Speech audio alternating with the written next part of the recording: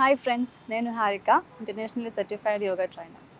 ఈరోజు మనం మతిమరుపు గురించి తెలుసుకుందాం. మతిమరుపు ఇది కూడా ఒక ప్రధాన సమస్య అయిపోయింది ఈ రోజుల్లో. ఈ మతిమరుపు సమస్య చిన్నవాళ్ళు పెద్దవాళ్ళని తేడా లేదు, అందరికీ వస్తూనే ఉంటుంది. మతిమరుపు అనేది చాలా ఎక్కువ అయిపోతుంది. అయితే ఈ మతిమరుపుకి కారణం ఏంటంటే అతిగా ఆలోచించటం, ఏ పని మీద ఎక్కువ కాన్సన్ట్రేట్ చేయకపోవడం, అతిగా ఆలోచనలు, కంటిన్యూస్గా ఆలోచనలు రావడం. ఒక పని ఖచ్చితంగా ప్లాన్ చేసుకొని ఆ ప్లాన్ చేసుకునే టైంకి కనుక మనం కంప్లీట్ చేస్తే మన ఫోకస్ కూడా చక్కగా పెరుగుతుంది. అలా కాకుండా మనకి ఏ పని చేసినా ఎలాంటి ప్లానింగ్ లేకుండా అన్ని రకాల పనులు ఒకటేసారి రావడం, విపరీతమైన ఒత్తిడి, ఆలోచనలు, ఇలాంటి కారణాల వల్ల కూడా మనకి మతిమరుపు వస్తూ ఉంటుంది. అయితే ఇంకొక కారణం ఏంటంటే B12 డెఫిషియన్సీ ఉన్నా కూడా మనకి మతిమరుపు వస్తుంది. హైపోథైరాయిడిజం, డిప్రెషన్, యాంగ్జైటీ, వీటన్నిటి వల్ల కూడా మనకి మతిమరుపు వస్తుంటుంది. సడన్గా మనం మర్చిపోతూ ఉంటాం. కొన్ని ముఖ్యమైన విషయాలు గుర్తు చేసుకోవాలన్నా కూడా గుర్తుకు రావు. అయితే ఈ మతిమరుపు ప్రాబ్లం ఉంది అని ఎప్పుడైతే మనం ఐడెంటిఫై చేసామో అప్పటి నుంచి మనం దానికి సంబంధించిన కొన్ని జాగ్రత్తలు తీసుకోవాలి. చిన్న చిన్న గోల్స్ పెట్టుకోవాలి, అవి రీచ్ అవ్వడానికి ట్రై చేయాలి. అలాగే రోజు చేసే పనులు ఖచ్చితంగా ప్లాన్ చేసుకొని ఖచ్చితంగా చేస్తున్నామో లేదో చూసుకుంటూ ఉండాలి. ఫోకస్డ్గా ఉండాలి. ఈ రకంగా మనం ఎప్పుడైతే ఫోకస్డ్గా ఉంటున్నామో మనం తినేటప్పుడు, పడుకునేటప్పుడు దాని యొక్క టైమింగ్స్ చక్కగా మెయింటైన్ చేసుకోవాలి. ఇలా రోజువారీ చేసే పనులు ఎప్పుడైతే మనం ఫోకస్డ్గా చేస్తూ ఉన్నామో, అలాగే ముఖ్యమైన విషయాలు ఏవైతే ఉన్నాయో అవి ఎప్పుడు మనం రాసుకొని ఫాలో అవుతూ ఉండాలి. ఈ రకంగా మనం చేస్తూ ఉంటే కనుక మతిమరుపు కంట్రోల్లోకి వస్తుంది. అలాగే మతిమరుపు తగ్గుతుంది అనే భావన మనకి వచ్చినా కూడా మనకు కాన్ఫిడెన్స్ అనేది పెరుగుతుంది. క్రమంగా ఈ మతిమరుపు తగ్గిపోతూ ఉంటుంది. ఫోకస్ని నిదానంగా ఈ రకంగా మనం పెంచుకోవాలి. ఇప్పుడు ఈ ప్రాబ్లంకి సంబంధించి మనం కొన్ని ముఖ్యమైన యోగాసనాలు చూద్దాం, అలాగే ప్రాణాయామం చూద్దాం. ఎప్పుడైతే ప్రాణాయామం అనేది చాలా ఇంపార్టెంట్.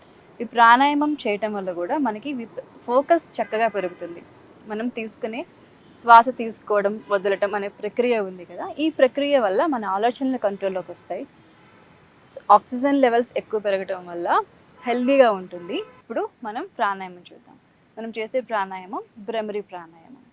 ఈ ప్రాణాయామం కనుక ప్రతిరోజు 5 నుంచి 8 సార్లు వరకు చేస్తే ఫోకస్డ్గా ఉంటాము, కాన్సన్ట్రేషన్ లెవెల్స్ బాగా ఇంప్రూవ్ అవుతాయి. అలాగే మనకి ఏ విషయం కూడా తొందరగా మర్చిపోకుండా ఉంటాం. ఇప్పుడు మనం చేసే ప్రాణాయామం భ్రమరి ప్రాణాయామం. స్ట్రైట్గా కూర్చోవాలి, బొటన్ వేలు ఇలాగా చెవిలో పెట్టాలి, 4 వేలు ఇలాగా ముఖం పైన. భ్రమరి ప్రాణాయామం అంటే తుమ్మెద లాంటి సౌండ్ చేయాలి. ఎలాగో ఫస్ట్ చూడండి.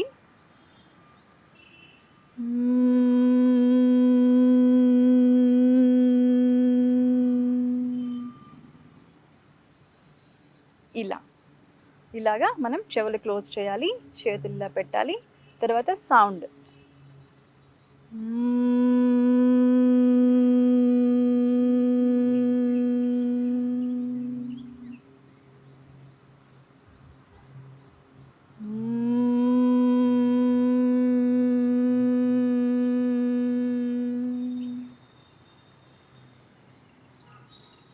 ఈ రకంగా 3 నుంచి 5 సార్లు చక్కగా ప్రాక్టీస్ అయితే 8 సార్లు వరకు కూడా చేసుకోవచ్చు.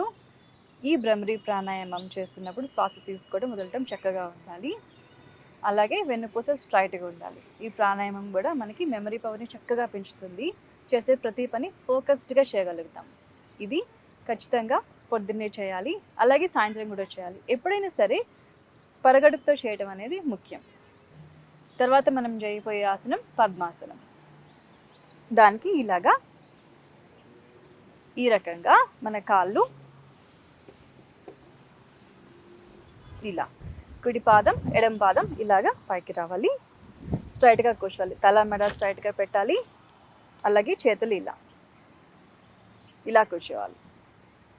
నిదానంగా శ్వాస తీసుకోవడం, వదలటం చక్కగా చేస్తూ ఒక 5 నుంచి 15 నిమిషాల వరకు మనం ఈ ఆసనంలో కూర్చోవచ్చు. చేతులు ఇలా పెట్టాలి, ఇలా కూర్చోవాలి.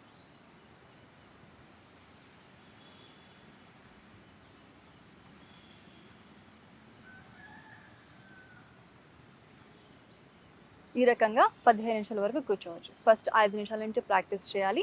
నిదానంగా అలవాటు చేసుకొని 15 నిమిషాల వరకు కూర్చోవచ్చు. తర్వాత నిదానంగా ఇలాగ రిలీజ్ చేసుకొని సుఖాసనంలో కూర్చోవాలి. ఈ పద్మాసనంలోకి డైరెక్ట్గా వెళ్ళలేని వాళ్ళు ముందు ఒక కాలు ఇలాగా పైకి పెట్టుకొని ముందు ఇలా ప్రాక్టీస్ చేసుకోవాలి. ఇలా ప్రాక్టీస్ చేసుకొని చక్కగా అలవాటు అయిన తర్వాత పద్మాసనంలోకి వెళ్ళాలి. ఈ పద్మాసనంలోకి వచ్చినప్పుడు ఖచ్చితంగా తల, మెడ, నడుము స్ట్రైట్గానే ఉండాలి. ముందుకి కానీ వెనక్కి కానీ అసలు అలా వాలిపోకూడదు. ఆ రూల్ కూడా ఖచ్చితంగా ఫాలో అవ్వాలి.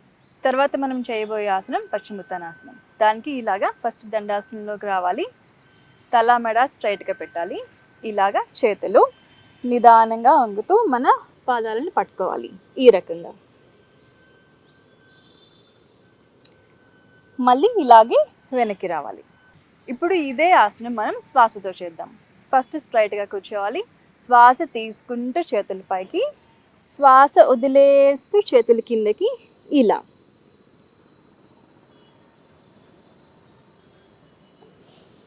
మళ్ళీ నిదానంగా పైకి ఇలా చేతులు వెనక్కి. అయితే ఇది 5 సార్లు వరకు చేయొచ్చు. ముందు 3 సార్లతో ప్రాక్టీస్ చేసి చక్కగా అలవాటు అయిన తర్వాత 5 సార్లు వరకు చేయొచ్చు. ఎప్పుడైనా సరే ఆసనంలోకి వెళ్ళడం, అలాగే ఆసనం నుంచి బయటికి రావడం, బయటకు వచ్చిన తర్వాత రిలాక్స్ అవ్వడం, ఇవన్నీ కూడా చాలా ఇంపార్టెంట్. ఫాస్ట్గా వెళ్ళిపోకూడదు. ఇలా ఒక 5 నిమిషాల వరకు రిలాక్స్ అవ్వాలి. అలాగే ఈ ఆసనాలు చక్కగా బ్యాలెన్స్ చేసుకుంటూ చేసుకోవచ్చు. ప్రతిరోజు చేసుకోవచ్చు. ఖచ్చితంగా పరగడుపునే చేయాలి. ఆ రూల్ ఖచ్చితంగా గుర్తుపెట్టుకోవాలి. ఏదైనా తిన్న వెంటనే తాగిన వెంటనే అస్సలు చేయకూడదు. పొద్దున్నే ప్రతిరోజు ఈ ఆసనాలు చేసుకోవచ్చు. ఒక 10 నిమిషాల్లో అయిపోతుంది. ఒక 10 నిమిషాల్లో చక్కగా ఈ ఆసనాలు చేసుకుంటూ, అలాగే మనం చెప్పుకునే 3 టిప్స్ ఫాలో అవుతూ కనుక ఉండుంటే ఈ మతిమరుపు సమస్య నుంచి మనం బయటపడవచ్చు. చక్కగా ఫోకస్ ఇంప్రూవ్ అవుతుంది, మెమరీ పవర్ ఇంప్రూవ్ అవుతుంది. మరొక మంచి ఎపిసోడ్తో మళ్ళీ కలుద్దాం. Thank you.